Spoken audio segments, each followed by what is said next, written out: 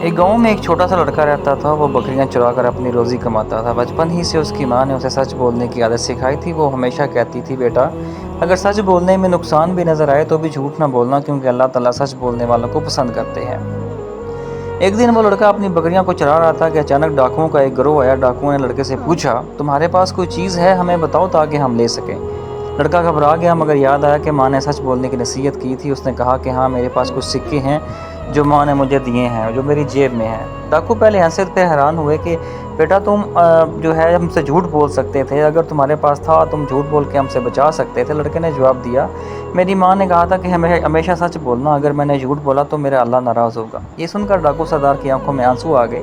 اس نے کہا، واہ، ایک چھوٹا سا بچہ اللہ کے خوف سے جھوٹ نہیں بولتا، اور ہم بڑے ہو کر اللہ کو بھول گئے ہیں۔ اس نے اپنے ساتھیوں کو حکم دیا کہ سب کو مال واپس کر دو اور سب اللہ کے سیدھے راستے پر چلنا شروع ہو